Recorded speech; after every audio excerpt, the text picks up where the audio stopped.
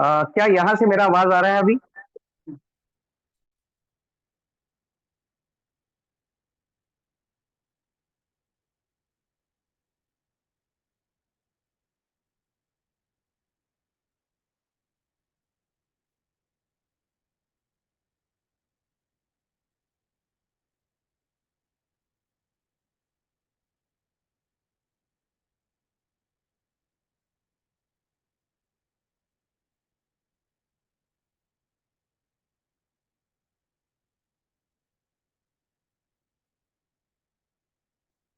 चलिए, यहाँ से मैं थोड़ा सा आवाज का आउटपुट दूंगा अपने मोबाइल से। तो आप देखिए, थोड़ा आपको थोड़ा सा सपोर्टिवली रहेगा। पीपीटी मैं अपने लैपटॉप से ऑपरेट करने वाला हूँ और आउटपुट मोबाइल से आपको आवाज देने वाला हूँ, तो थोड़ा सा फोकस रहेगा। मुझे लगता है कि मैं ऑपरेटिंग कर लूंगा साथ साथ में। थोड़ा सा अगर कोई प्रॉब्लम आता है तो थोड़ा सा हमारे साथ कीजिएगा। कोई टेक्निकल कई बार ऐसे इशू आ जाते हैं कि हम लोग थोड़ा सा उसको सॉर्ट आउट नहीं कर पाते हैं। तो दोस्त, देखिए, आप अंडरस्टैंड करिएगा कि ये हमारे लिए बेस्ट अपॉर्चुनिटी कैसे है। आज हमारे पास क्या कई कई कई अपॉर्चुनिटीज है दोस्त। जैसे मैं बात कर रहा था कि एजुटेक एजुकेशन का एक ऐसा समंदर है कि जिसमें हमारे बच्चों की एजुकेशनल हर प्रॉब्लम का सोल्यूशन तो है ही, लेकिन हमारे लिए एक बेस्ट करियर अपॉर्चुनिटी है, हमारे लिए बेस्ट करियर अपॉर्चुनिटी। मतलब हम इसमें अपने अगर वाकई मेहनत कर देते हैं 2 से 3 साल, तो हम सिर्फ अपनी लाइफ नहीं, शायद अपने आने वाली जनरेशन को भी सिक्योर कर सकते हैं। क्योंकि दोस्त, एजुकेशन एक ऐसा प्रोसेस है, अगर उसमें 3 से 4 साल मेहनत कर दिया जाए तो शायद हम अपने परिवार के लिए, अपने बच्चों के लिए एक बहुत बड़ी अपॉर्चुनिटी क्रिएट कर देते हैं।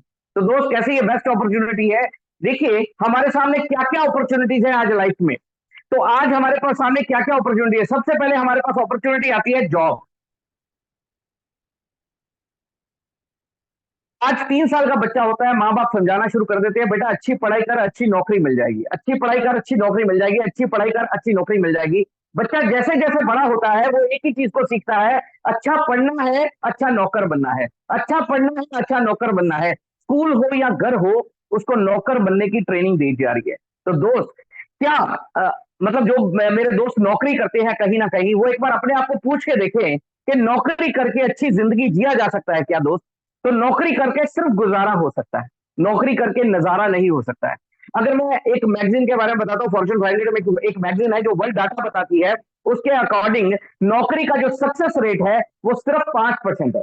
सिर्फ 5% लोग ऐसे हैं जो नौकरी करके अच्छी जिंदगी जी रहे हैं। 95% लोग नौकरी करके सिर्फ गुजारा करते हैं, हैंड टू माउथ। सुबह उठते हैं, काम पे जाते हैं, शाम को घर आते हैं, खाना खाते हैं, टीवी देखते हैं, सो जाते हैं, सुबह उठते हैं, फिर काम पे चले जाते हैं। 10 साल, 20 साल, 40 साल और फिर सत श्री अकाल, भगवान के पास रवाना हो जाते हैं। लेकिन दोस्त, हम अच्छी जिंदगी जीना चाहते हैं, हम एक सक्सेसफुल लाइफ चाहते हैं। तो सक्सेसफुल लाइफ के लिए दूसरा ऑप्शन हमारे सामने क्या है? वो है बिजनेस। लेकिन क्या बिजनेस करना आज आसान है? दोस्त, बिजनेस करने में उतना ही बड़ा रिस्क हो गया है, क्योंकि कोई भी बिजनेस छोटी इन्वेस्टमेंट से शुरू नहीं होता। हर बिजनेस बड़ी इन्वेस्टमेंट मांगता है, और बड़ी इन्वेस्टमेंट का मतलब है बड़ा रिस्क। और आज रिस्क भी इतना बढ़ गया है, कारण कि बड़ा बिजनेसमैन छोटे को खड़ा भी नहीं होने दे रहा। दो मतलब आज देखिए आप, बड़े बड़े बिजनेसमैन आ गए हैं। अभी रिलायंस की अगर मैं बात करूं तो रिलायंस वाले ने सब्जी बेचना शुरू कर दिया। अगर तो ठेली पे खड़ा आदमी कैसे सब्जी बेच पा रहा है? वो पसीने से भरा हुआ है। और रिलायंस में जब मॉल में हम जाते हैं तो लाल लाल टमाटर और भी लाल लाल नजर आते हैं। तो मतलब बड़ा बिजनेसमैन छोटे को खड़ा भी नहीं होने दे रहा है। कंपटीशन इतना बढ़ता जा रहा है दोस्त कि शायद आज, अगर हम ट्रेडिशनल बिजनेस की बात करते हैं, जो दुकानदारियां हम पहले कहते थे कि दुकानदारी चलती थी, आज वो ट्रेडिशनल बिजनेस की जो जगह है वो मॉल ने ले ली है। मॉल की जगह ऑनलाइन शॉपिंग में जा रही है दोस्त। मतलब ट्रेडिशनल बिजनेस में भी कंपटीशन बढ़ता जा रहा है। अगर सक्सेस रेट की बात करूं तो आज बिजनेस का सक्सेस रेट भी सिर्फ 10% रह चुका है। मतलब सिर्फ 10% लोग ऐसे हैं जो बिजनेस करके अच्छी सक्सेसफुल लाइफ ले रहे हैं। 90% लोग ऐसे हैं जो बिजनेस करने के बाद भी कोई ना कोई लॉस को फेस करते हैं और अपने बिजनेस को वाइंड अप कर देते हैं। तो तीसरा हमारे सामने रास्ता खुलता है, प्रोफेशनल करियर। आज हर माँ सोचती है मेरा बच्चा डॉक्टर बन जाए। आज हर पेरेंट सोचता है मेरा बच्चा इंजीनियरिंग फील्ड में आगे चला जाए, और उसके लिए वो पूरी मेहनत कर रहा है। लेकिन क्या एक प्रोफेशनल बनना आसान है दोस्त? आज अगर हम अपने बच्चे को डॉक्टर बनाना चाहते हैं तो उसके लिए कम से कम 1 करोड़ रुपए है। मतलब 1 करोड़ रुपए लगाने के बाद क्या हमारा बच्चा एक सक्सेसफुल डॉक्टर बन जाता है क्या? या कोई प्रोफेशनल डिग्री लेने के बाद कोई प्रोफेशनल सक्सेसफुल बन जाता है क्या? नहीं। उसके लिए उसको प्रैक्टिस करना पड़ता है। अगर आपको एक अच्छा डॉक्टर बनना है तो किसी सीनियर डॉक्टर के पास जाके प्रैक्टिस करना पड़ेगा। अगर आपको एक अच्छा एडवोकेट बनना है तो किसी सीनियर के एडवोकेट के पास जाके प्रैक्टिस करना पड़ेगा।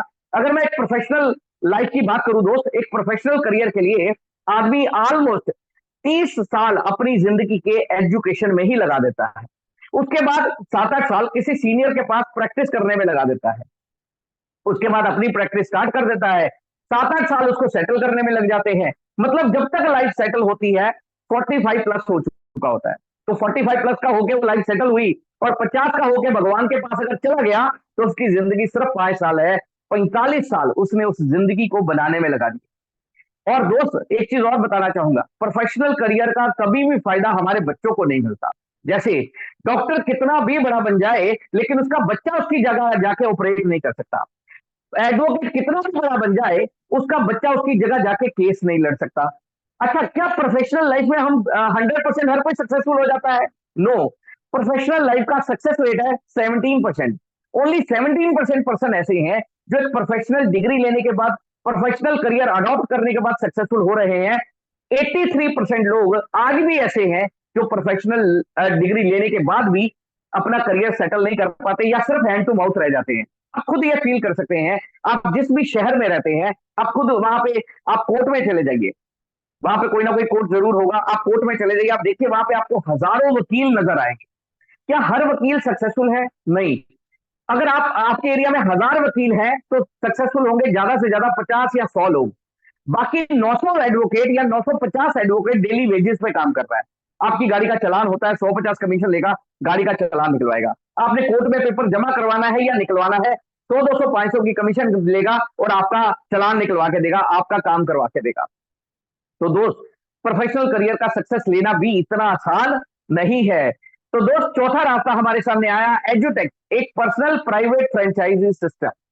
दोस्तों, प्राइवेट फ्रेंचाइजी एक ऐसा वे है जिसमें आदमी एक दिमाग से नहीं, हजारों दिमागों से पैसे कमाता है।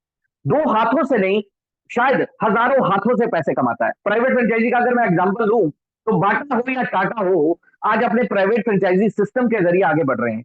मतलब वो एक शहर में बिजनेस नहीं कर रहे, एक शहर में नहीं, हजारों शहरों में अपना कारोबार बढ़ा रहे हैं। अगर एक शहर में कहीं स्ट्राइक हो गया, कहीं बिजनेस नहीं चल रहा, या एक स्टेट में भी अगर उनका बिजनेस नहीं चल रहा, तो बाकी स्टेट में उनका बिजनेस चलता रहेगा और उनकी ग्रोथ होती रहेगी। तो दोस्त, पर्सनल प्राइवेट फ्रेंचाइजी सिस्टम मतलब एजुटेक की अगर मैं बात करूं तो शायद उनसे भी एडवांस हो गया। वो एक प्राइवेट फ्रेंचाइजी सिस्टम को रन कर रहे हैं। मतलब आज आपको बाटा की अगर कोई जूता चाहिए हो तो बाटा के मालिक के पास नहीं जाना पड़ेगा, आप बाटा के शोरूम में जाएंगे, जूता ले लेंगे, बाटा के मालिक को उसका प्रॉफिट ऑटोमेटिकली चला जाएगा। या आप टाटा की गाड़ी लेना चाहते हो तो आपको रतन टाटा के पास नहीं जाना पड़ेगा, आप टाटा के शोरूम में जाएंगे, जो भी आपके शहर में आपके घर के नियर बाय होगा, आप वहां पर जाएंगे, गाड़ी परचेज करेंगे, तो रतन टाटा को उसका प्रॉफिट ऑटोमेटिकली चला जाएगा। मतलब एक ऐसा सिस्टम जिसके जरिए वो आदमी वहां पे पर्सनल नहीं है, वहां पे वो नहीं है, लेकिन फिर भी एक प्रॉफिट का हिस्सा उसके पास जा रहा है। इस तरह से एक प्राइवेट फ्रेंचाइजी सिस्टम डेवलप होता है दोस्त। और अगर आज मैं बात करूं तो प्राइवेट फ्रेंचाइजी सिस्टम का जो सक्सेस रेट है वो इन तीनों के सक्सेस रेट को क्रॉस कर चुका है। इट्स 22.5%। अगर दुनिया में 5 नए करोड़पति पैदा हो रहे हैं तो 1 करोड़पति प्राइवेट फ्रेंचाइजी सिस्टम को डेवलप करके आगे आ रहा है।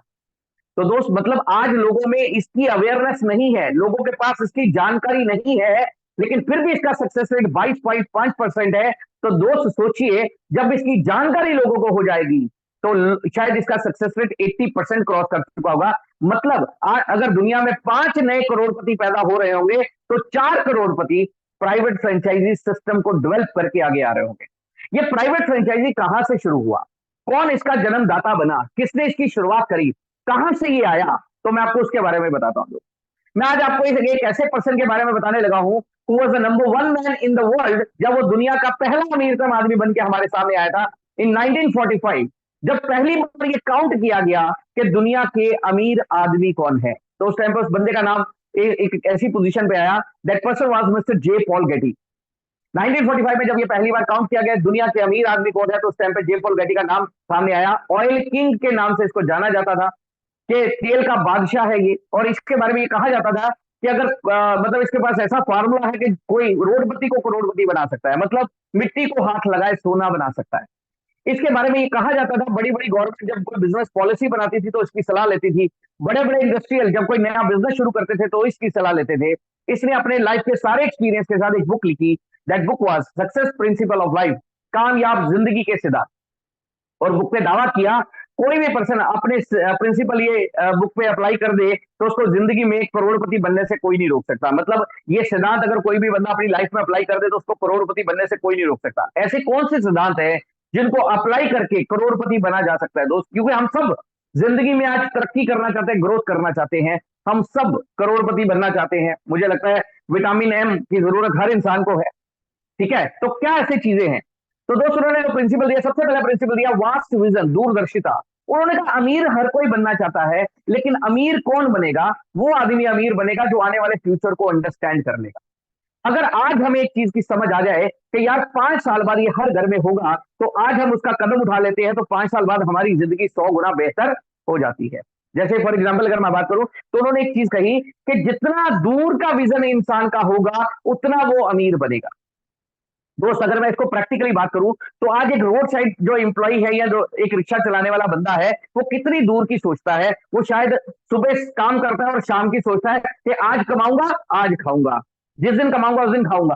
ठीक है, अगर एक जॉब क्लास आदमी है तो उसका सोच का जो विजन होता है, उसका सोच का जो नजरिया होता है वो 1 महीने का होता है कि इस महीने जो सैलरी आएगी मैं ये काम करूंगा, इस महीने जो सैलरी आएगी मैं ये काम करूंगा।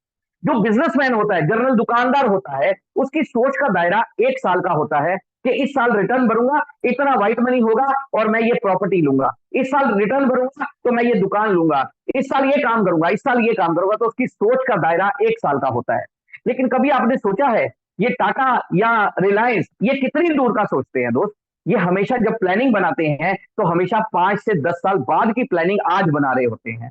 मतलब इन्होंने 5G की आज हम बात कर रहे हैं, 5G के बारे में हम सुन रहे हैं दोस्त। इन्होंने 5G पे उस टाइम पे पैसा लगाना शुरू कर दिया था, 5G में उस टाइम पे काम करना शुरू कर दिया था जब हम 2G यूज कर रहे थे, तब ये 5G के लिए काम कर रहे थे। कहने का मतलब अभी 5G अप्लाई नहीं हुआ, लेकिन 5G पे काम शायद 10 साल पहले शुरू हो गया था। अंडरस्टैंड करिएगा मेरी बात को। मतलब इनका विजन हमेशा 5 से 10 साल बाद का होता है। तो इनकी प्लानिंग अगर 5 से 10 साल बाद की होती है तो उनका रिजल्ट भी उतना ही बड़ा हो जाता है दोस्त। अगर मतलब दूरदर्शिता ये सबसे बेसिक प्रिंसिपल है कि अगर कोई भी आदमी जितना बड़ा दूरदर्शी होगा वो जिंदगी में उतनी ही बड़ी सक्सेस क्रिएट करेगा। दूसरा उन्होंने प्रिंसिपल दिया, job is not the right way, नौकरी करके अमीर नहीं हुआ जा सकता। मैं नौकरी के खिलाफ नहीं हूं दोस्त, मेरे पेरेंट्स सारी जिंदगी नौकरी करते रहे हैं। मदर प्राइवेट स्कूल में पढ़ाते थे, 27 साल उन्होंने स्कूल में पढ़ाया, 35 साल मेरे फादर ने लोगों के अकाउंट्स बनाए। लेकिन दोस्त इतनी मेहनत करने के बाद, इतने साल नौकरी करने के बाद भी खुद का घर नहीं बन पाया। कहने का मतलब नौकरी करके गुजारा हो सकता है, नजारा नहीं हो सकता। नौकरी करके आप खाना खा सकते हो, अच्छा कपड़े भी अच्छे पहन लोगे, लेकिन एक बहुत अच्छी जिंदगी अगर आप कह चाहते हैं तो शायद वो नहीं हो पाती। क्या आपने कभी सुना है कि यार ये नौकरी करने वाला जो बंदा है ये हमारे मोहल्ले का सबसे अमीर आदमी है? कभी सुना ऐसा क्या? या ऐसा कभी सुना हो यार जो हमारे शहर का सबसे अमीर आदमी है वो नौकरी कर रहा है? या कभी ऐसा सुना हो यार जो हमारी स्टेट का सबसे अमीर आदमी है वो नौकरी कर रहा है? या कभी ऐसा सुना हो कि हमारे देश का जो सबसे अमीर आदमी है वो नौकरी कर रहा है? वो जरूर कोई बिजनेसमैन ही होगा। मतलब बिजनेस करना पड़ेगा अगर हम बहुत आगे जाना चाहते हैं तो। उन्होंने थर्ड प्रिंसिपल वही दिया, बिजनेस ऑफ योर ओन, खुद का व्यापार करो, ऐसा काम करो जिसमें आप अपनी मर्जी के, आप अपनी क्षमता के, आप अपनी ताकत के खुद मालिक हो, आप पे कोई बॉस ना हो। जैसे हमारी लाइफ में दो तरह के बॉस होते हैं दो, एक होता है टाइम बॉस। टाइम बॉस कैसे? मान लीजिए आप में से अगर कोई नौकरी करता है तो वो अपने पे ये एग्जांपल लेके सोच सकता है। मान लीजिए आप बैंक में जॉब करते हैं और आपका जॉब पे जाने का समय है सुबह 10 बजे। अब आप जैसे ही 10 बजे निकलने लगे थे तो इमीडिएटली मैं आपके घर आ गया। अब आपके घर में कोई गेस्ट आया तो आप ऑब्वियसली आप उसको अटेंड करेंगे। अब मैं आपके घर आ गया, आप मुझे अटेंड कर रहे हो, 10-15 मिनट निकल गए, घड़ी देख रहे हो साथ साथ में, यार लेट हो गया लेट हो गया। अब जैसे ही मान लीजिए 15 मिनट 20 मिनट आधा घंटा आप सोच रहे यार ये जा नहीं रहे। अच्छा जैसे ही मैं निकला, पौने 11 बज चुके थे, मैं निकला, जैसे ही मैं निकला आप भी घर के बाहर निकले और फटाफट आपने जो ऑटो मिला, स्कूटर मिला, टैक्सी मिला, आप फटाफट अपने बैंक में पहुंचे या अपने घर अपने ऑफिस में पहुंचे जहां पे आप जॉब कर रहे हैं। अच्छा आप जब गेट खोलते हैं उस बैंक का या उस ऑफिस का आपके सामने एक पर्सन खड़े हैं, मतलब वो आपको कुछ भी नहीं कहते, वो आपके बॉस है वो, लेकिन आपको कुछ नहीं कहते, सिर्फ क्या करते हैं, आपके लिए घड़ी देखते हैं और सिर्फ आपका चेहरा देखते हैं, घड़ी देखते हैं और आपका चेहरा देखते हैं। अब आपको समझ में आ गया होगा क्या हुआ है। मतलब आपका, आप लेट है, ये आपको उसने बिना बताए भी आपको रियलाइज करवा दिया। That is your time boss, जो आपके समय को चेक कर रहे हैं। इसी तरह बिजनेसमैन के ऊपर मनी बॉस होता है। जैसे मान लीजिए मैं एक दुकानदार हूं, अब मेरी दुकान खोलने का समय है 10 बजे, और मैं 10 बजे घर से निकलने लगा, सामने से आप मेरे घर में एज ए गेस्ट आ गए। अब मुझे भी ऑब्वियस है, आपने मुझे इतना प्यार दिया था, वेलकम किया था, चाय बिस्किट सब प्रोवाइड करवाया था, सुबह का ब्रेकफास्ट भी करवाया था, तो अब मैं भी आपको वेलकम करूंगा। आप मेरे घर पे आए, मैंने आपको भी उसी तरह टाइम दिया, चाय पानी सब कुछ आपके सामने प्रोवाइड किया। आप भी जा नहीं रहे हैं, पौने 11 बज गए। अब जैसे ही आप भी निकले, मैं भी फटाफट निकला। अब देखिए, मुझे कोई डांटने वाला नहीं, मुझे कोई पूछने वाला नहीं है, मेरे लिए कोई घड़ी देखने वाला नहीं है, लेकिन मुझे भी एक डर है, मुझ पे भी एक बॉस है। वो कौन है? वो है मनी बॉस। मेरी दुकान में 50 लाख का माल पड़ा हुआ है। मुझे डर इस बात का है, अगर टाइम से दुकान नहीं खोलूंगा तो मेरे ग्राहक वापस चले जाएंगे, वो किसी और दुकान से माल ले लेंगे और मेरा माल पड़ा रह जाएगा। तो मुझे भी एक डर है, वो है कि मेरी दुकान पे माल पड़ा रह जाएगा। तो मेरे पे भी एक बॉस है, मनी बॉस। उन्होंने कहा ऐसा कुछ करिए जिसमें आप अपनी मर्जी के, आप अपनी क्षमता के खुद मालिक हो, आप पे कोई बॉस ना हो। तो उनसे पूछा गया क्या किया जाए, तो उन्होंने अगला जवाब दिया, ट्रेड विद टेक्नोलॉजी। समय की जरूरत समझिए और उसके मुताबिक अपना काम कीजिए। जैसे फॉर एग्जाम्पल, आज घर घर में एलईडी टीवी है दोस्त। एलईडी टीवी आने से पहले टीवी होता था, उसके पहले रेडियो होता था। आपके ख्याल से अगर मैं आज रेडियो बनाने शुरू कर दूं तो क्या मेरा काम चलेगा? नहीं चलेगा, मेरा काम नहीं चलेगा, क्योंकि रेडियो का ट्रेंड खत्म हो चुका है। आज हम सबके पास स्मार्टफोन है, मोबाइल फोन्स हैं। आपके ख्याल से अगर मैं पेजर बनाने शुरू कर दूं तो क्या मेरा काम चलेगा? क्योंकि स्मार्ट इस फोन के आने से पहले आप सबने देखा होगा, पेजर आता था जिसमें मैसेज लिखा हुआ आता था, और उससे मैसेज के भी पैसे लगते थे। तो दोस्त, आज के ख्याल से अगर मैं पेजर बनाने शुरू कर दूं तो क्या मेरा काम चलेगा? शायद मेरा काम नहीं चलेगा, क्योंकि वो ट्रेंड खत्म हो चुका है। काम वही चलेगा जो समय की जरूरत के हिसाब से होगा। जो समय की जरूरत के हिसाब से नहीं है, वो काम भी चलने वाला नहीं है। नेक्स्ट उन्होंने प्रिंसिपल दिया, diversify your source of income. अपने कमाई के साधन को बढ़ाइए, कमाई के साधन को बढ़ाइए। जैसे फॉर एग्जांपल अगर मैं बात करूं, आज कोई भी आप बिजनेसमैन की बात कर लीजिए, वो बड़ा कोई बिजनेसमैन है तो वो एक बिजनेस पे डिपेंड नहीं कर रहा, वो एक साथ 10 व्यापार कर रहा है।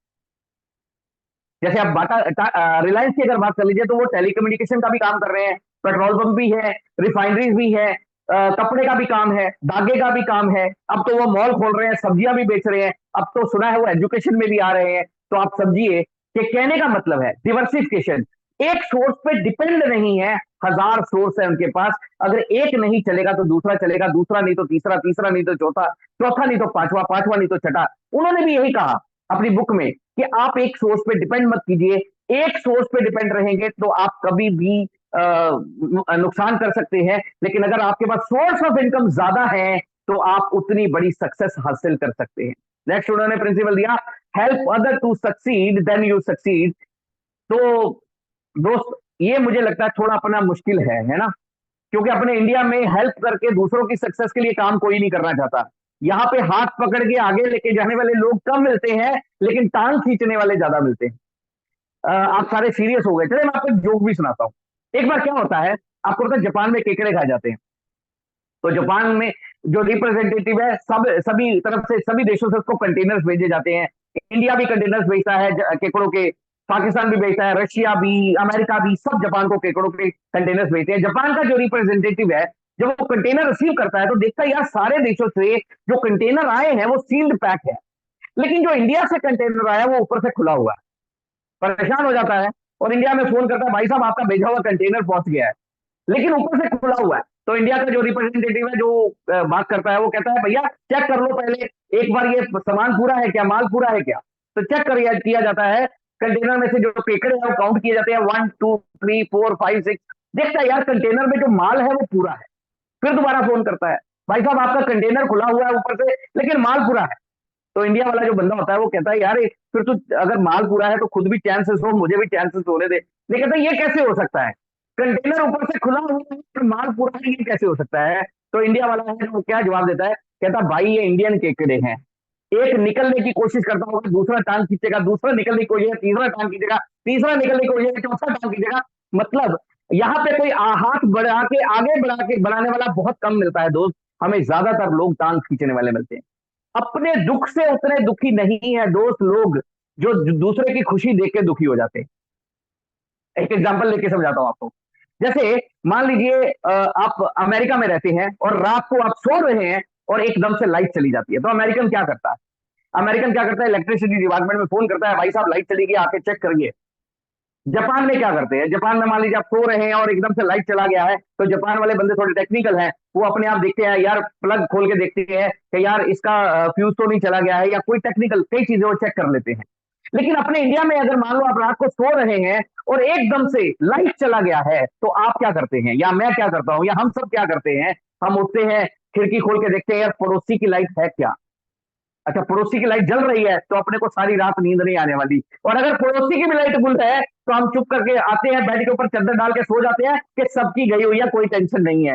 कहने का मतलब हम अपने दुख से उतने दुखी नहीं है जितना दूसरे की खुशी देख के दुखी हो जाते हैं। तो यहाँ पे एक दूसरे की हेल्प करना ये बहुत बड़ी बात होगी।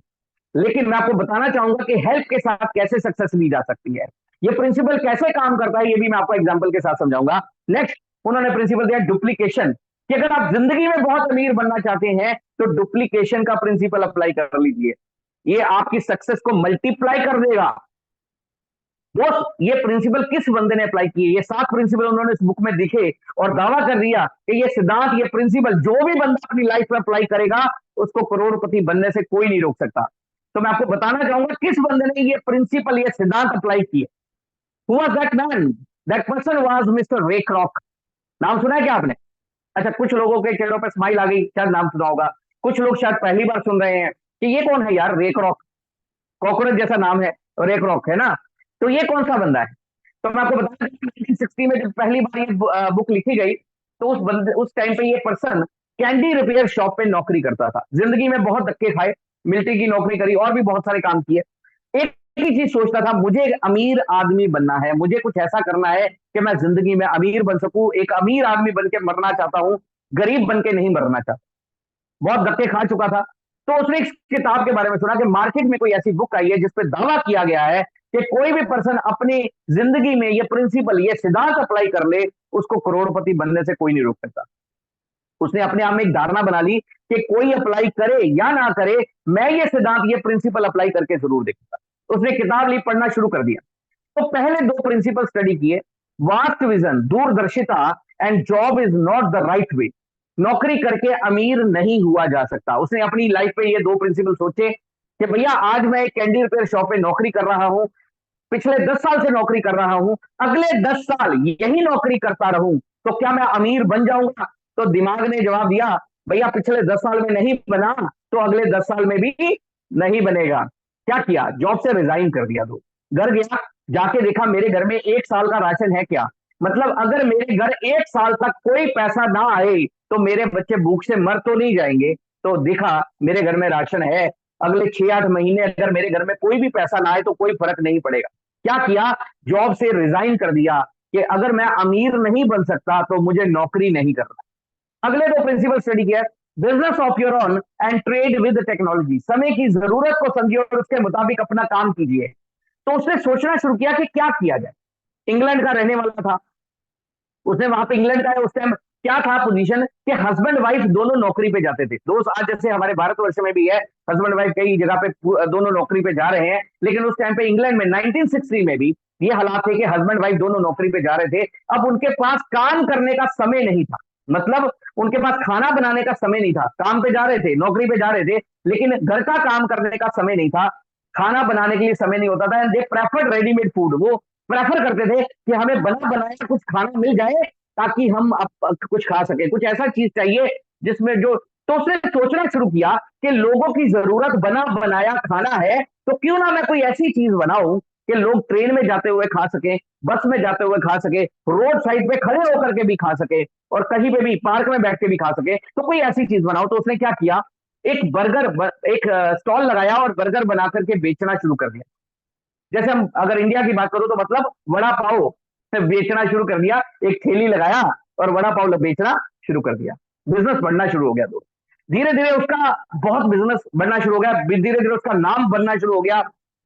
काम पीक पोजीशन पे आ गया, अब उसका पूरे शहर में नाम बन गया, अच्छा खासा नाम बन गया है और कमाई भी अच्छी खासी होनी शुरू हो चुकी है। तो उसने सोचा मुझे आगे और बढ़ना है, लेकिन मेरा बिजनेस इस शहर में सीमित हो गया है और आगे नहीं बढ़ पा रहा है। तो उसने अगला प्रिंसिपल स्टडी किया, diversify your source of income, अपने कमाई के साधन को बढ़ाइए। तो उसने सोचना शुरू किया कैसे किया जाए। तो उसने ये नहीं किया कि चलो बर्गर की दुकान, बर्गर का एक स्टॉल चल रहा है तो चलो एक साड़ी की दुकान खोल लेते हैं, ऐसा नहीं सोचा। उसने सोचा इस काम में मुझे कामयाबी मिली है, यही काम को मुझे आगे बढ़ाना चाहिए। तो उसने क्या किया, दूसरे शहर में गया, पहले उसका ए नाम से एक रेस्टोरेंट था, दूसरे शहर में गया तो बी नाम से एक दूसरा वहीं पे रेस्टोरेंट और खोल दिया। हुआ क्या दोस्त, बिजनेस तो बढ़ गया लेकिन बिजनेस के साथ साथ टेंशन भी बढ़ गई। अब जो ए रेस्टोरेंट पे जाता था, ध्यान देता था, तो बी पे जो नौकर थे वो चोरी चोरी करना शुरू हो गए। लेकिन जब वो बी पे चला जाता था तो ए पे नौकर चोरी करना शुरू हो गए। टेंशन बढ़ गई। उसने सोचा शायद मेरी नॉलेज में अभी कोई ना कोई कमी है। उसने क्या किया, बी रेस्टोरेंट बंद कर दिया कि शायद अभी मुझे कुछ और समझना पड़ेगा, सीखना पड़ेगा। दोस्त, जब हम किसी जगह पे फेलियर होते हैं तो हमें लगता है शायद हमारी किस्मत खराब है, लेकिन उसने क्या सोचा कि अगर मैं कहीं फेलियर हो रहा हूं, अगर मैं कहीं नाकामयाब हो रहा हूं, तो मुझे कुछ और सीखने की जरूरत है। तो उसने अगला प्रिंसिपल स्टडी किया दोस्त, help other to succeed and then you succeed and with that diversify your source of income. दूसरों की मदद कीजिए और अपने कमाई के साधन को भी उसी के साथ बढ़ा लीजिए। उसने अपनी कजन सिस्टर नैन्सी को अप्रोच किया। नैन्सी जो कि दूसरे शहर में रहती थी, उसको अप्रोच किया, नैन्सी तू आजकल क्या कर रही है? नैन्सी ने कहा भैया मैं तो फ्री हूं। उसने कहा अगर तू फ्री है तो क्यों नहीं तू बर्गर बना करके बेचने शुरू कर दे। उसने कहा भैया काम तो बहुत शानदार है, आपने बहुत तरक्की भी करी है और मैं भी करना चाहती हूं, लेकिन मुझे बर्गर बनाने नहीं आते। तो रेक रॉक ने कहा मुश्किल काम नहीं है, मैं तुझे करना सिखाऊंगा। अच्छा, नैन्सी ने कहा भैया ये भी अच्छी बात है कि आप मुझे सिखाएंगे, लेकिन मैं इस शहर में अभी नई नई आई हूं, मुझे कोई ज्यादा लोग जानते नहीं है, तो कौन मेरे पास बर्गर खाने आएगा? तो रेक रॉक ने कहा वो भी ज्यादा मुश्किल काम नहीं है, मैं अपने नाम का बोर्ड तेरी दुकान पे लगा दूंगा। मतलब मेरा उस शहर में अच्छा खासा नाम बन चुका है, उस नाम की वजह से तेरे पास, तेरे शहर में भी लोग आना शुरू हो जाएंगे और तेरा काम चलना शुरू हो जाएगा। नैन्सी ने कहा भैया आप इतना सब मेरे लिए करोगे तो आप क्या लोगे? तो रेक रॉक ने कहा 100 रुपए का जब बिजनेस होगा तो उसमें से 96 तेरे, 4 रुपए मेरे। दो लोग, दोस्त लोगों ने रेक रॉक को पागल कहना शुरू कर दिया कि रेक रॉक पागल हो गया है, क्योंकि अगर हम कोई ऐसी डील करें तो शायद हम 50-50 की डील करेंगे, आधे तेरे आधे मेरे। लेकिन रेक रॉक की सोच क्या थी? उसकी सोच ये थी कि अगर मैं किसी दुकान पे 50% लेना चाहता हूं तो मुझे उस दुकान में 50% ध्यान भी लगाना पड़े। लेकिन रेक रॉक ने क्या फील किया कि 15 दिन लगाए, नैन्सी को सारा काम करना सिखा दिया। अब नैन्सी को बर्गर बनाने आ गए, सब कुछ करना आ गया। अब नैन्सी किसके लिए काम करेगी, खुद के लिए या रेक रॉक के लिए? खुद के 96 के लिए या रेक रॉक के 4 रुपए के लिए? तो दोस्त ये नैन्सी सारी जिंदगी अपने 96 के लिए काम करेगी, लेकिन रेक रॉक को सारी जिंदगी 4 रुपए का फायदा मिलता रहेगा। एक रेस्टोरेंट सक्सेसफुली चलाने के बाद उसने दूसरा रेस्टोरेंट खोला, तीसरा खोला, चौथा खोला, पांचवा खोला, छठा खोला, सातवां खोला, आठवां, नौवां, 10वां। दोस्त आज हम सुन के हैरान होंगे, रेक रॉक के पूरी दुनिया में 40,000 से ज्यादा की रेस्टोरेंट चेन है दोस्त। अगर एक रेस्टोरेंट पे डेली 10 घंटे काम हो रहा है तो रेक रॉक का डेली 4 लाख घंटे काम हो रहा है दोस्त। आज आप पूरी अपनी पूरी लाइफ को कैलकुलेट कर लीजिए, हम अपनी पूरी जिंदगी में भी शायद 1 लाख घंटों से ज्यादा काम नहीं करते, लेकिन रेक रॉक का 4 लाख घंटे रोज काम हो रहा है। और अगर 1 घंटे की इनकम मैं उसकी 10 रुपए भी लगा लूं, 1 घंटे में मान लीजिए उसकी 10 रुपए कमाई हो रही है, तो रेक रॉक का डेली इनकम सोर्स बना चुका है 40 लाख रुपए का। कहने का मतलब समझिए, डेली मतलब 4 लाख घंटे, डेली 1 घंटे की 10 रुपए में इनकम, तो 40 लाख रुपए। आज आप सुन के हैरान होंगे, रेक रॉक को मरे हुए 25 साल से ज्यादा हो चुके हैं। 25 साल पहले रेक रॉक मर चुका है, 25 से 30 साल पहले रेक रॉक मर चुका है, लेकिन मरने के 30 साल बाद भी जब पिछली बार ये काउंट किया गया दुनिया के अमीर आदमी कौन कौन है पिछले साल में, तो पिछले साल में उसकी गिनती थी 52nd richest man of the world, दुनिया का 52वां अमीरतम आदमी, none other than mister Ray Kroc. मतलब मरने के 30 साल बाद एक आदमी 52वीं पोजीशन बना के बैठा हुआ है अमीर आदमियों में। तो आप अंदाजा लगाइए, मतलब उसने जिंदगी में एक ऐसा काम कर दिया कि उसके पुश्तों को कुछ काम करने की जरूरत ना रहे। दोस्त उसका एक आइडिया जिसने उसकी जिंदगी नहीं, उसकी जनरेशन की जिंदगी को बदल के रख दिया। मैकडोनल्ड, हम रेक्रॉप को नहीं जानते, लेकिन उसके रेस्टोरेंट के बारे में हम भी सब जानते हैं। आज बच्चे का बर्थडे होता है ना, तो बच्चा सिर्फ एक ही जिद करता है, पापा मैकडी पे जाना है, बस मैकडी पे जाना है। जिस मॉल में मैकडोनल्ड खुल जाए, आप बिलीव कीजिए उस मॉल को किसी एडवर्टाइजमेंट की जरूरत नहीं पड़ती, वहां पे मतलब लोगों का आना जाना अपने आप बढ़ जाता है। यानी इतना पॉपुलर नेम है। आपको हाईवे पे जाते हुए अगर एम नजर आ जाए, तो दूर से ही नजर आता है कि वो मैकडोनल्ड है। ये वर्ल्ड वाइड गिना जा रहा है कि दुनिया सबसे पॉपुलर साइन है एम। दूसरा, दुनिया का सेकंड पॉपुलर साइन है एम, जो पूरी दुनिया में पॉपुलर है। तो ये आप समझिए कि आज कितना बड़ा सिस्टम बन गया है दोस्त।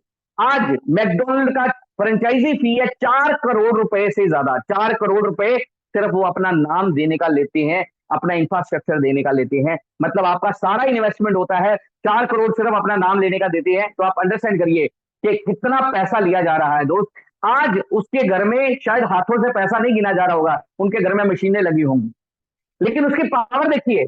उसके 40,000 रेस्टोरेंट है। अगर 10,000 रेस्टोरेंट आज ना खुले तब भी उसको कोई फर्क नहीं पड़ता, क्योंकि 30,000 रेस्टोरेंट भी अगर खुल जाएंगे तो उसको फिर भी पैसा जाता रहेगा। मतलब उसका एक सोर्स नहीं है, हजारों सोर्स है उसके पास, जिसके साथ उसको उसको इनकम कभी रुकेगा नहीं। लेकिन एक प्रिंसिपल उसने अप्लाई नहीं किया, वो है डुप्लीकेशन। उसने अपने पास ये अधिकार सीमित रखे कि वो खुद तो रेस्टोरेंट खोल रहा था, लेकिन उसने किसी को यह अधिकार नहीं दिए कि तुम भी अपने आगे और रेस्टोरेंट खोल सकते हो।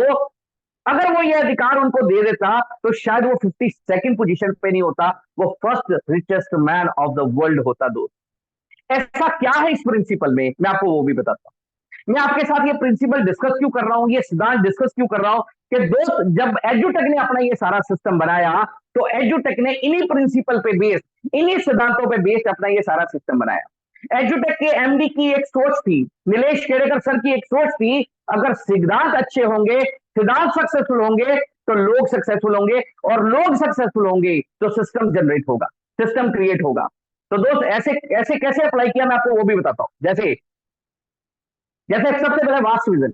एग्रोटेक ने सबसे पहले उस इंडस्ट्री को चुना जिसमें कभी डाउनफॉल नहीं आता है। तो जैसे फॉर एग्जांपल अगर मैं बात करूं, किसी भी बिजनेस में अप एंड डाउन आता है दोस्त, किसी भी बिजनेस में। लेकिन आपने कभी सुना है किसी स्कूल में मंदा पड़ गया है, या किसी कॉलेज का सीजन ऑफ हो गया है?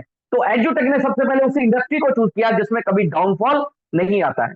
दोस्त वास्ट विजन क्या है आप समझिए, हमारे लिए भी वास्ट विजन क्या है।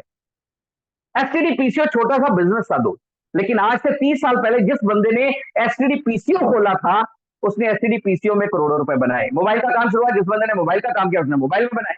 दोस्त एजुकेशन एक ऐसा सिस्टम है जिसमें अगर हमने एक बार मेहनत कर दिया, तो हम अपने परिवार के लिए एक बहुत बड़ा फ्यूचर का रास्ता बना चुके होंगे। आप एक स्कूल खोल लीजिए और 4-5 साल एक स्कूल में मेहनत कर लीजिए, आप बिलीव कीजिए जब आप दुनिया में नहीं भी होंगे तो आपके बच्चों को उसका फायदा मिलता रहेगा। वो बच्चे भी जब दुनिया में नहीं रहेंगे तो उनके बच्चों को भी इसका फायदा मिलता रहेगा। एजुकेशन एक ऐसा प्रोसेस है जिसमें अगर हमने 3-4 साल 5 साल मेहनत कर दिया, तो हमारे बच्चों की जिंदगियां भी सिक्योर हो सकती हैं। Job is not the right way. यहां पे सबसे बढ़िया चीज क्या है, हम किसी की नौकरी नहीं कर रहे हैं। हम किसी की नौकरी नहीं कर रहे दोस्त।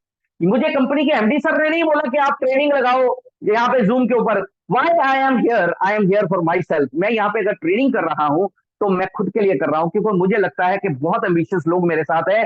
अगर इनको सही गाइडलाइन मिल जाएगी, सही नॉलेज मिल जाएगी, तो ये लोग बहुत कमाल कर सकते हैं।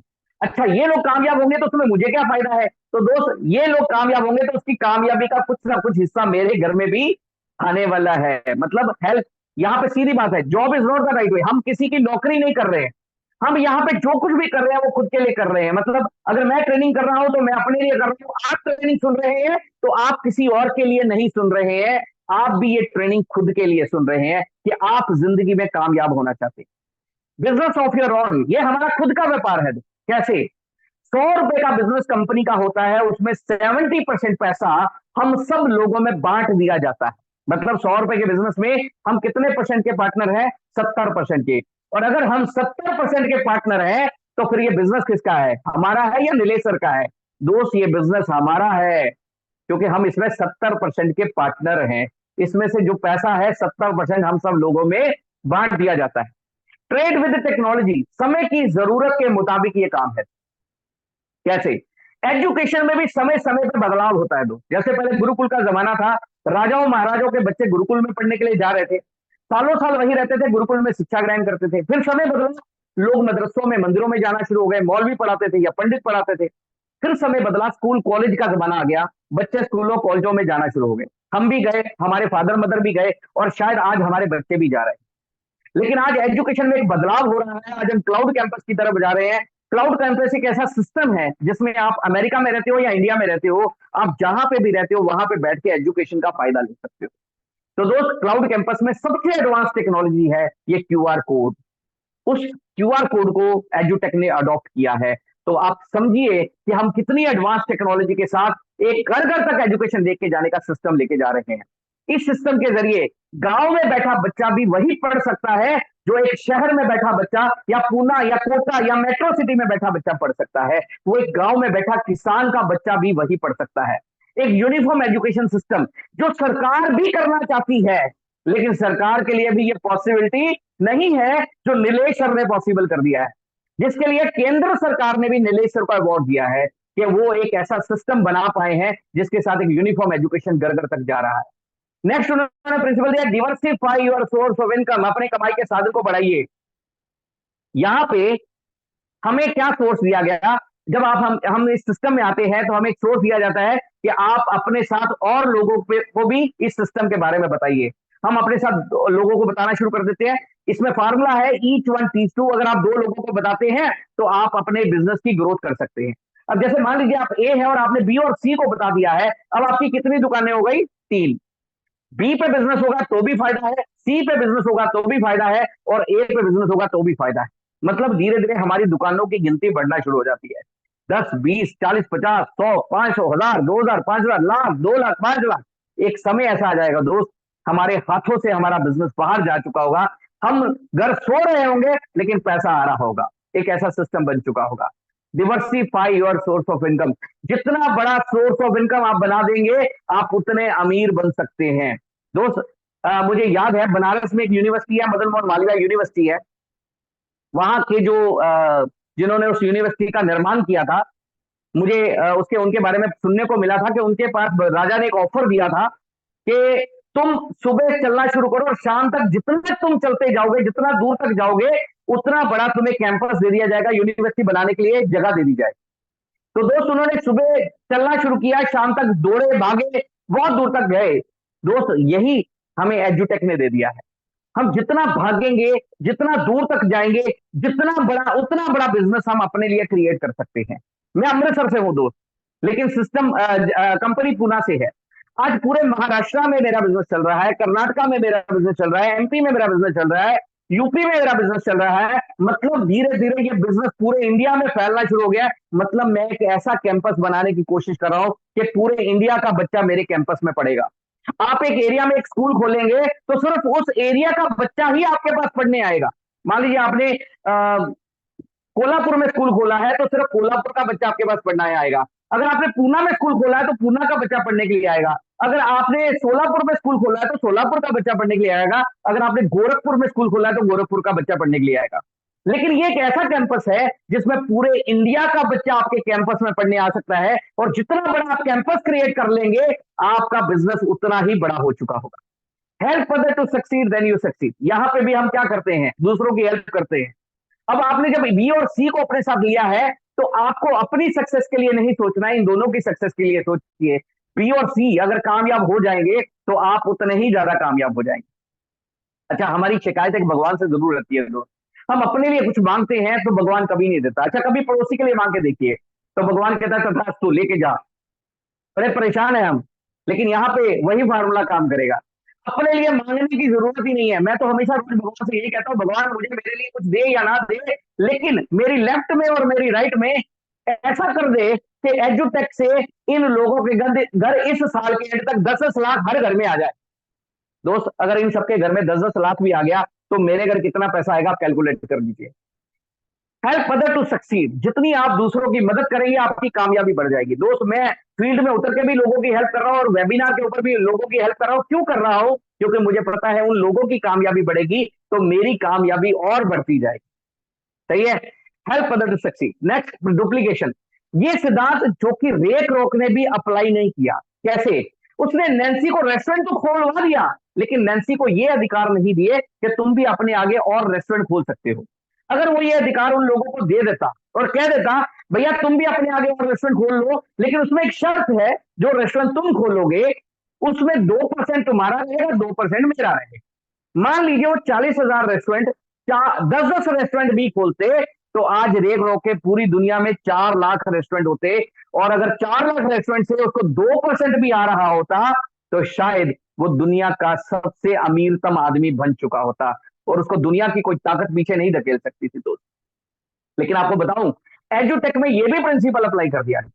जो अधिकार मेरे पास है वही सब अधिकार आपके पास है। जैसे मैं अपने दोस्तों को, अपने रिश्तेदारों को, अपने फ्रेंड सर्कल में अपने और लोगों को बता रहा हूं, उनके साथ बिजनेस को आगे बढ़ाते जा रहा हूं, आप भी अपने रिश्तेदारों को, दोस्तों को, बच्चों को, सबको बता सकते हो और अपने बिजनेस को उतना बड़ा एक्सपेंशन दे सकते हो, उतना एक्सपेंड कर सकते हो।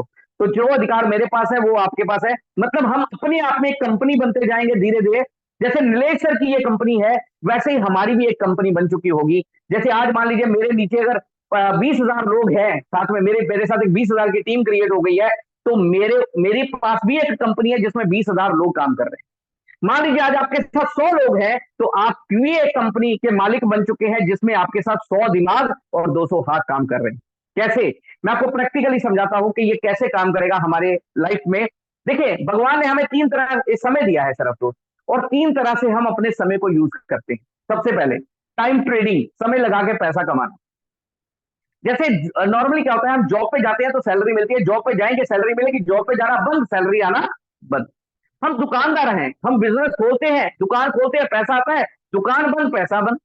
तीसरा होता है, मान लीजिए हम कोई डॉक्टर भी बन गए हैं, फिर भी प्रैक्टिस करते हैं तो पैसा आता है, और प्रैक्टिस बंद तो पैसा बंद। मतलब हम समय लगा रहे हैं और पैसा कमा रहे हैं। दूसरा होता है टाइम वेस्ट। टाइम वेस्ट कैसे होता है? जैसे भारत पाकिस्तान का मैच चल रहा है, सुबह से लेकर शाम तक हम मैच देखते रहे, शाम को रिजल्ट आ गया, भारत जीत गया या पाकिस्तान जीत गया, हमारी जिंदगी में क्या असर हुआ? क्या हम हमारी जिंदगी में कुछ बहुत अच्छा हो गया? क्या रोड पक्के हो गए? क्या बिजली का बिल माफ हो गया? क्या हुआ हमारी जिंदगी में? या सुबह बीवी से झगड़ा हुआ था, शाम तक सॉल्व हो गया? नहीं। सुबह शायद शायद वो शाम को झगड़ा बढ़ चुका होगा, बीवी सोचेगी कि इसको कोई काम नहीं है, ये सिर्फ मैच ही देखता है, सारा दिन इसको टीवी के आगे बैठाओ, मैच दिखाते रहो, झगड़ा बढ़ जाएगा दोस्त। कहने का मतलब यही है कि इससे हमारी प्रॉब्लम सॉल्व नहीं हुई, हमने अपने टाइम को वेस्ट कर दिया। तीसरा होता है टाइम इन्वेस्ट। टाइम इन्वेस्ट कैसे होता है? जैसे रेक रॉक ने किया, नैन्सी को बर्गर बनाने सिखाए, अब नैन्सी के बच्चे भी बर्गर बना रहे हैं और रेक रॉक के बच्चों को पैसे जा रहे हैं। कहने का मतलब टाइम इन्वेस्टमेंट प्रोसेस, एक बार समय इन्वेस्ट कर दिया, उसका फायदा जिंदगी भर मिलता रहा, बल्कि जिंदगी से जब वो चला गया तब भी उसके बच्चों को मिलता रहा। That is time investment. What we are doing, we are also doing the same.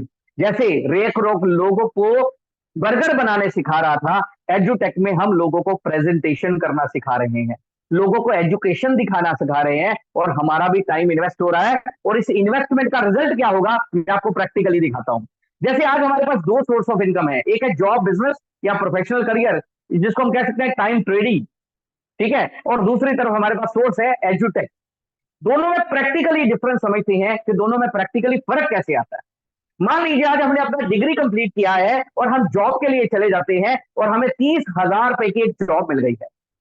तो दोस्त, मुझे लगता है 30,000 की नौकरी अच्छी नौकरी है, 30,000 की जॉब मिल गई है।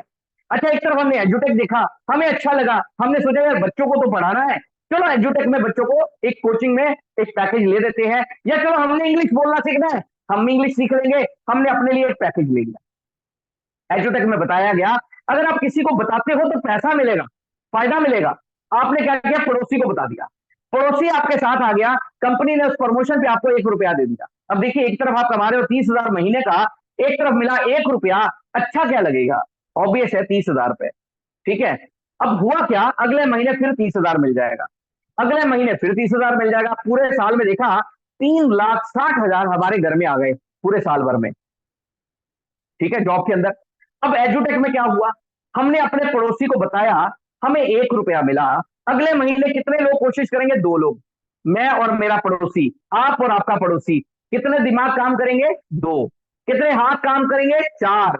मतलब अब दिमाग 2 हो गए, हाथ 4 हो गए, कमाई बढ़ेगी। यानी रेक रॉक और नैन्सी, तो काम बढ़ेगा तो कमाई बढ़ेगी, तो हमारी कमाई 2 रुपए बन गई। अगले महीने उसी तरह काम बढ़ा, इनकम 4 रुपए हो गई, अगले महीने 8 रुपए, अगले महीने 16 रुपए, 32 रुपए, 64 रुपए, 128, 256, 512, 1024, 2048, टोटल करके देखा साल भर में करीब करीब हमारे पास 4-5 हजार रुपए आ चुका है। दोस्त, एक तरफ हमने कमाया 3,60,000, एक तरफ 4-5 हजार, अच्छा क्या लग रहा है? ऑब्वियस है 3,60,000 रुपए, नोटों का ढेर लग गया। अच्छा, जॉब है तो सैलरी बढ़ जाएगी, क्योंकि वहां पे भी तो इंक्रीमेंट होगा। तो जो, या बिजनेस है तो दुकान में ग्राहक बढ़ जाएंगे, अगर आप प्रोफेशनल करियर में है तो क्लाइंट बढ़ जाएंगे। तो हमारी इनकम अगले महीने हो गई 40,000 रुपए, 10,000 का इंक्रीमेंट हो गया। अगले महीने उसी तरह काम बढ़ा, इनकम फिर 40,000, फिर 40,000, फिर 40,000, फिर 40,000, पूरे साल में देखा 4,80,000 हमें साल भर में आ गया। देखिए, बिजनेस है, थोड़ा कम ज्यादा भी हो सकता है, कभी 35 होगा तो कभी 45 भी होगा, तो एक एवरेज उसका भी ले लिया हमने 40,000 महीना, 40, 4,80,000 आ गया। लेकिन एजुटेक में क्या हुआ? एजुटेक में आया था 2,000 12वें महीने में। अब 13वें महीने में क्या हो सकता है? शायद 4,000 रुपए आ सकता है। उसके बाद 8,000, 16,000, 32,000, 64,000, 1,00,000, 2,50,000, 2,56,000, 5,00,000, 10,00,000, 20,00,000, 40,00,000, 80,00,000, टोटल करके देखा 1.5 करोड़ रुपए क्रॉस हो गया। दोस्त, मतलब 1.5 करोड़, अब क्या अच्छा लग रहा है? तो मेरे कुछ दोस्तों के चेहरों पे स्माइल आ गया है, क्यों? मैं समझ रहा हूं दोस्त कि अब 1.5 करोड़ अच्छा लग रहा है, लेकिन ऐसा हुआ क्यों? मैं आपको वही चीज प्रैक्टिकली समझाना चाहता हूं। दोस्त, जॉब और बिजनेस में क्या हुआ? हमने अपना टाइम ट्रेड किया। मतलब हम जॉब में बहुत मेहनत कर रहे थे, सुबह 9 बजे से लेकर रात को 9 बजे तक काम कर रहे थे, लेकिन एक दिमाग दो हाथों से मेहनत कर रहे थे।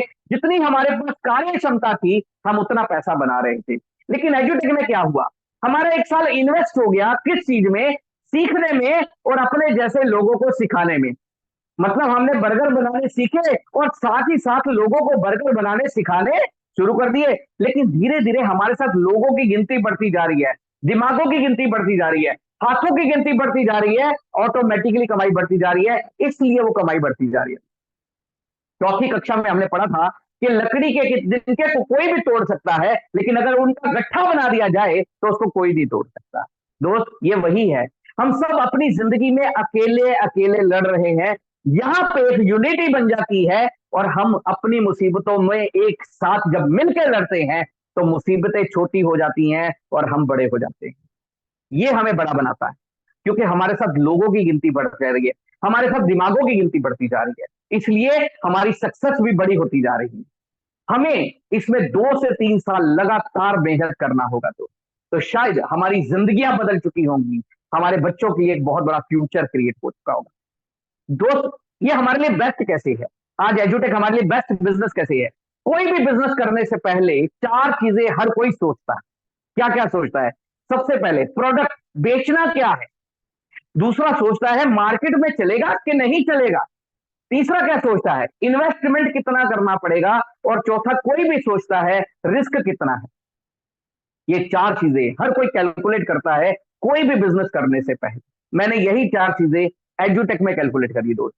हमारा प्रोडक्ट क्या है? हमारा प्रोडक्ट है education, and education is a unique product. अगर आप 500 परिवारों को जानते हैं, मुझे एक ऐसा बताइए जो बच्चों को नहीं पढ़ाना चाहता कि सभी पढ़ाना चाहते हैं? सभी पढ़ाना चाहते हैं। एजुकेशन का बिजनेस दुनिया का सबसे बढ़िया बिजनेस है दोस्त। एजुकेशन लेने वाला करोड़पति बने या ना बने, लेकिन एजुकेशन बेचने वाला जरूर बनता है। आप किसी की बात कर लीजिए, अगर मैं आज महाराष्ट्र में बैठा हूँ, DY पाटिल है, संजय गौड़ावत है, सिम्बोसिस है, शेरगढ़ कॉलेज है, यहाँ पे मैं हमारे आसपास एक एरिया है शिरपुर, वहां पे मैं देखा स्कूल कॉलेज बड़े जानदार बने हुए हैं। अमरीश भाई पटेल वहां पे एक बड़ा नाम है एजुकेशन में। मतलब एजुकेशन में 1 करोड़ों रुपयों का बिजनेस हो रहा है दोस्त। आप किसी भी MLA MP की बात कर लीजिए, आज वो क्या कर रहे हैं? स्कूल कॉलेज खोल रहे हैं। कारण उनको पता है ये बिजनेस कभी खत्म होने वाला नहीं है। मतलब आपने कभी सुना है किसी स्कूल में बंद कर दिया है, या किसी कॉलेज का सीजन ऑफ हो गया है? आपने सुना कभी? नहीं। एजुकेशन एक ऐसा प्रोसेस है दोस्त जिसमें कभी भी डाउनफॉल नहीं आता है। तो ये हमारे लिए सबसे बढ़िया चीज है, क्योंकि हम बहुत लकी है, इंडिया में रहते हैं, और इंडिया इज ए कंट्री जहां पे हर 2 सेकंड में एक बच्चा पैदा होता है। जो आज पैदा होगा कल एजुकेशन में आएगा। मतलब ये बिजनेस कभी रुकने वाला नहीं है। मार्केट की बात करता हूं दोस्त, 100 करोड़ से ज्यादा पॉपुलेशन है आज हमारे भारतवर्ष। 150 करोड़ हो चुके हैं हम। 150 करोड़ में से हमें कितने चाहिए? 2 लोग एजुकेशन के लिए। मिल सकते हैं क्या? अरे भाई एक मुर्दा को चार मिल जाते हैं, हमें जिंदा रह के दो नहीं मिलेंगे क्या? हम शाम को देखें तो हमारी गली में जो बच्चे खेल रहे होते हैं वही 100 150 नजर आ जाते हैं। तो हर जगह पे हम एजुटेक एजुटेक नजर आने वाला। हमारे पड़ोसी लोग हैं, वो भी उनके घर में बच्चे पढ़ने वाले हैं, हमारे रिश्तेदार होंगे उनके घर में भी बच्चे पढ़ने वाले हैं। तो दो लोगों का मिलना किसी के लिए भी मुश्किल नहीं है। इन्वेस्टमेंट की बात करते हैं, कितने पैसे लगाने पड़ेंगे? 5500 रुपए तो 11,000 रुपए। आपने 5500 दिया या 11,000 दिया, बच्चों को एजुकेशन मिल गया। बिजनेस के लिए क्या इन्वेस्ट किया दोस्त? Business investment is zero. मतलब 5500 दिया या 11,000 दिया, हमारे बच्चों का एजुकेशन मिल गया, तो एजुकेशन तो ले ही लिया। लेकिन दोस्त अगर हम बिजनेस के हिसाब से भी सोचें, 5500 रुपए में आज केले का ठेला भी नहीं लगता। पान का गल्ला खोलना हो ना तो उसके लिए भी 2 लाख रुपए चाहिए। लेकिन यहाँ पे 5,500 रुपए या 11,000 में हमारे बच्चे को एजुकेशन मिल रहा है। लेकिन हमारे पास एक बहुत बड़ी करियर अपॉर्चुनिटी मिल रही है, जिसके साथ हम अपने बच्चों की, अपने परिवार की बहुत बढ़िया जिंदगी बना सकते हैं, जिसमें किसी का नुकसान भी नहीं होगा, किसी की लाइबिलिटी भी नहीं होगी, किसी का कुछ जाने वाला भी नहीं है, कोई आप पे उंगली उठाने वाला भी नहीं है। White collar business, white collar business के साथ आप अपने बच्चों के लिए एक बढ़िया फ्यूचर क्रिएट कर सकते हैं। और अगर, अब देखिए बिजनेस में लगाया क्या है? जीरो। और किसी बिजनेस में अगर इन्वेस्टमेंट जीरो है तो रिस्क कितना है? This is a business with zero investment, zero risk, लेकिन आने के लिए करोड़ों रुपए हैं। डिपेंड आप पे करेगा आप क्या सोचते हैं। देखिए दोस्त, मेरे कहने का सिर्फ मतलब समझिएगा कि ये एक ऐसा बिजनेस है जिसमें लगना कुछ नहीं है, जिसमें जाना कुछ नहीं है, कोई लाइबिलिटी नहीं है। लेकिन हम अगर मेहनत कर गए, बिना मेहनत के कहीं कुछ नहीं आता दोस्त, यहां पे भी नहीं आता। लेकिन अगर मेहनत कर गए 2 से 3 साल, तो शायद हम अपने परिवार के लिए, अपने बच्चों के लिए एक बहुत बड़ा फ्यूचर क्रिएट कर चुके हों। हम कैसी जिंदगी चाहते हैं, मैं 10 मिनट आपके साथ और लूंगा, सिर्फ अपनी बात को विराम पे लेके जाऊंगा। उसके बाद हम क्या चाहते हैं लाइफ में दोस्त, मैं ये क्यों कर रहा हूं मैं आपको वो बताता हूं। मैं अपने लिए एक अनलिमिटेड मनी सिस्टम क्रिएट करना चाहता हूं दोस्त, अपने परिवार के लिए। मेरी एक सोच है, एक सपना है दोस्त, आपके साथ डिस्कस करता हूं कि मैं चाहता हूं कि मेरा मोबाइल नंबर मेरे अकाउंट का बैलेंस होना चाहिए। इतना पैसा मैं क्रिएट करना चाहता हूं अपनी लाइफ में। और आई नो कि एजुटेक मेरे पास एक ऐसा प्लेटफॉर्म आ चुका है जिसमें मैं वो क्रिएट कर सकता हूं। आप देखिएगा, मतलब आपका बैंक बैलेंस इतना बड़ा पता कब बनेगा? जब आपकी रिलैक्स लाइफ होगी। तो दोस्त मैं एक ऐसा सिस्टम क्रिएट कर देना चाहता हूँ। नेक्स्ट, और क्या चाहता हूँ? अपने पेरेंट्स के लिए कुछ करना चाहता हूँ। सारी जिंदगी मेहनत करके उन्होंने मुझे बनाया है, मैं कुछ ऐसा करना चाहता हूँ कि उनको प्राउड हो कि हमने अच्छे बेटे को जन्म दिया है। उनके लिए कुछ करना चाहता हूँ। दोस्त आपको एक चीज कहूंगा, अपने माँ बाप को अगर आप थोड़ा सा भी सुख दे देते हो ना, तो दोस्त उनकी दुआओं से आपकी बड़े बड़ी मुसीबतें खत्म हो जाती है। इसलिए जरूर सोचिएगा, कोई भी फेस्टिवल आता है तो अपने मदर फादर के लिए जरूर सोचिए। कुछ भी आप नया करना चाहते हो तो अपने मदर फादर को जरूर रिस्पेक्ट दीजिए। और अपने मदर फादर के लिए जब आप कुछ करेंगे तो उनकी दुआओं के साथ आपके आगे के रास्ते खुलने शुरू हो जाएंगे। और क्या चाहता हूं? अपने परिवार के लिए एक लग्जरियस हाउस बनाना चाहता हूं दोस्त। आज बच्चे बड़े हो रहे हैं, सोचता हूं कि बच्चों के पास अलग अलग पूरा पोर्शन होना चाहिए, उनका बेडरूम, उनका बाथरूम, उनका ड्रेसिंग रूम अलग अलग होना चाहिए। मेरे घर में अगर 2 4 गेस्ट भी आ जाएं तो मेरे पास इतना बड़ा प्रोविजन होना चाहिए कि वो 2 4 गेस्ट भी मेरे घर में विदाउट एनी डिस्टर्बेंस वो रुक सके। ऐसा घर बनाना चाहता हूँ, एक लग्जरियस हाउस अपने परिवार के लिए बनाना चाहता हूँ, जिसमें बेडरूम से ज्यादा बाथरूम होने चाहिए, वॉशरूम्स होने चाहिए, जिसमें ड्राइंग रूम्स 2 या 3 होने चाहिए, जिसमें एक थिएटर होना चाहिए। एक ऐसा घर बनाना चाहता हूं जो एक स्टार लाइफ दिखा सके मुझे। तो ऐसा एक घर बनाना चाहता हूं। और मुझे पता है कि मेरे जैसा एक आम आदमी ऐसा घर बनाने का अगर सपना सोच रहा है तो एजुटेक ही एक ऐसा प्लेटफॉर्म है जो शायद वो घर बना सकता है। उसके बाद नेक्स्ट, बढ़िया लग्जरी कार लेना चाहता हूं, क्योंकि आज मैं सोचता हूं कि कार नहीं है तो जीना बेकार है। और कार वाकई जिंदगी का एक जरूरी हिस्सा बन चुका है। तो कार वैसे मेरे पास 2 है, लेकिन लग्जरी कार लेना चाहता हूं आज भी। लग्जरी कार जल्दी से जल्दी लेना चाहता हूं। नेक्स्ट, और रिस्पेक्ट, लव, रिलेशन, रिकग्निशन। दो साइड रिस्पेक्ट किसको मिलती है? जिसकी जेब में पैसा होता है। जिसकी जेब में पैसा नहीं होता, गली का कुत्ता भी नहीं उसको पूछता। दोस्त आज रिश्तेदार भी उसके हैं जिसकी जेब में पैसा है। नहीं तो रिश्तेदार भी कहते हैं नहीं हम भी इसको नहीं जानते भाई। मतलब आज रिश्तेदार भी उसके नहीं है जिसकी जेब में पैसा नहीं है। और जिसकी जेब में पैसा है, दूर वाला रिश्तेदार भी कहता है यार ये मेरा करीबी है। और पैसा नहीं है तो पास वाला भी कहता है नहीं मेरा रिश्तेदार ही नहीं है। कहने का मतलब प्यार भी उसी का। मैं तो कहता हूँ भैया गर्लफ्रेंड भी आज छोड़ जाती है अगर जेब में पैसे ना हो, और जेब में पैसे होते हैं तो ही गर्लफ्रेंड रहती है। रिलेशन, रिकग्निशन, मान सम्मान, ये सबसे बड़ी जरूरी चीजें हैं दोस्त। पैसे के अलावा ये सबसे इंपॉर्टेंट चीज है। नेक्स्ट, और मुझे यहाँ पे एजुटेक में सबसे बढ़िया पता क्या लगा? यहां पे मनी विद रिस्पेक्ट है, पैसा एक रिस्पेक्ट के साथ है, क्योंकि एजुकेशन सिस्टम है और एजुकेशन में काम करना अपने आप में एक रिस्पेक्टफुल है। दूसरा, यहां पे अगर मैं पैसा कमा रहा हूं तो किसी का नुकसान करके नहीं कमा रहा हूं, किसी की लाइबिलिटी लेके नहीं कमा रहा हूं, कोई मेरे को उंगली नहीं उठाएगा, ये सबसे बड़ी चीज होगी। तो रिस्पेक्ट विद मनी है। नेक्स्ट, और क्या चाहिए? टाइम फ्रीडम, समय की आजादी। आज मशीन बन के काम नहीं करना चाहता दोस्त, मैं चाहता हूं मेरे पास ऐसा समय हो 2-4 साल बाद कि उसके बाद मैं अपने बच्चों के साथ अपना टाइम इंजॉय कर रहा हूं और उस इंजॉयमेंट के टाइम पे भी मेरे घर में पैसा आ रहा हो। ऐसा सिस्टम मैं क्रिएट कर देना चाहता हूं। फाइनेंशियली फ्री हो जाना चाहता हूं। फाइनेंशियली फ्रीडम का मतलब क्या होता है? जब आप पैसा नहीं कमाते, आपका पैसा पैसे को कमाता है। आप सो रहे होते हैं और पैसा आ रहा होता है, उसको कहते हैं फाइनेंशियल फ्रीडम। एक फाइनेंशियल फ्रीडम पोजीशन को हासिल करना चाहता हूं। नेक्स्ट, और क्या चाहता हूं? डेब्ट फ्री लाइफ, कर्जा मुक्त जिंदगी। इतना सब हो जाएगा तो कर्जा मुक्त तो अपने आप ही हो जाएगा दोस्त। मुझे लगता है फिर कोई कर्जा सर पे नहीं होगा, कोई दरवाजे पे मांगने वाला नहीं आएगा। डेब्ट फ्री लाइफ। नेक्स्ट, सिक्योरिटी, एक ऐसा दोस्त, आज एक ऐसा सिस्टम क्रिएट करना चाहता हूं। आज हमारे हाथ पैर दिमाग चल रहे हैं दोस्त, पैसा हम कहीं पे भी कमा सकते हैं, लेकिन मैं कुछ ऐसा करना चाहता हूं कि 2-4 साल बाद अगर काम ना भी करूं तो पैसा आना बंद ना। और एजुटेक में मुझे सबसे बढ़िया चीज यही लगी, नॉमिनेशन इज देयर। भगवान ना करे किसी के साथ कोई मिस हैपनिंग भी हो जाती है, उसका बिजनेस नॉमिनी के नाम से ट्रांसफर हो जाता है। मतलब जिंदगी के साथ भी और जिंदगी के बाद भी, तो हमारे पास एक ऐसा रास्ता है। Next, world tour with family. मैं अपने बच्चों को पूरी दुनिया दिखाना चाहता हूं। तो मैं ये चाहता हूं कि मेरे बच्चे कुएं के मेंढक बन के नहीं रहेंगे, मैं उनको पूरी दुनिया दिखाना चाहता हूं। और दोस्त, एजुटेक मेरे पास है तो मैं ये करके रहूंगा और दिखा के रहूंगा। तो मैं आपको बताना, मैं आप सबके साथ एक चीज जरूर कहना चाहूंगा, इन सब में से जो चीज आपको नहीं चाहिए आप उसको कट कर सकते हो अपनी लाइफ। क्या ख्याल है? कुछ ऐसा है जो इसमें नहीं चाहिए आपको? शायद सब चाहिए। लेकिन दोस्त, आज एक चीज सोचिएगा, अगर हम एक जॉब 10 साल करते रहे तो क्या ये हो सकता है? शायद नहीं। 20 सालों में शायद नहीं, और शायद पूरी जिंदगी में भी नहीं। लेकिन अगर हमने एजुटेक में, देखिए, कुछ जाने वाला नहीं, कोई नुकसान होने वाला नहीं है, एजुटेक रुकने वाला भी नहीं है। आप करें ना करें, मैं करूं ना करूं, ये रुकने वाला भी नहीं है। लेकिन अगर 4 से 5 साल मिलकर जोर लगा दें तो क्या ये हो सकता है? शायद 100% ये हो सकता है। दोस्त, आज हमें एक निर्णय लेना होगा, आज हमें एक डिसीजन लेना होगा कि अगर हम अपनी लाइफ में अपने बच्चों के लिए सारी जिंदगी में खुशियां क्रिएट करना चाहते हैं, तो एजुटेक एक ऐसा प्लेटफॉर्म हमारे सामने आ चुका है जिसके साथ हम अपने परिवार के लिए बहुत सारी खुशियां क्रिएट कर सकते हैं। लेकिन हमें उसके लिए मेहनत करना होगा। हमारे विनायक शिरोले सर हैं, वो कहते होते हैं कि भैया, अगर तुम शेर की जिंदगी जीना चाहते हो तो 3 से 4 साल कुत्तों जैसा काम कर लो, तो फिर उसके बाद शेर जैसी जिंदगी आप जी सकते हो।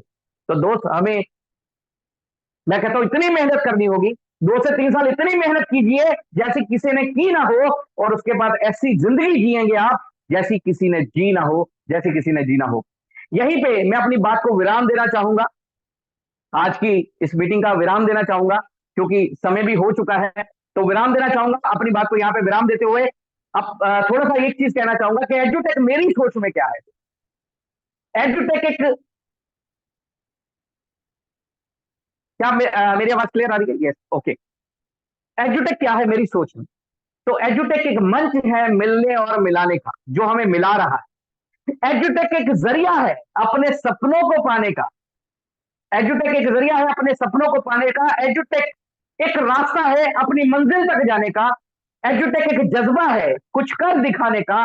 एजुटेक एक यंत्र है जमीन से आत्मा तक जाने का। और एजुटेक एक मंत्र है उस स्वर्ग को धरती पे लाने का, उस स्वर्ग को धरती पे लाने का। Thank you all of you, thank you so much. यहीं पे अपनी बात को विराम दूंगा, जल्दी फिर हमारी मुलाकात होगी। तब तक के लिए खुश रहिए, खुशहाल रहिए, मस्त रहिए और स्वस्थ रहिए, और अपनी जिंदगी में आगे बढ़ने में व्यस्त रहिए। Thank you all of you, thank you so much.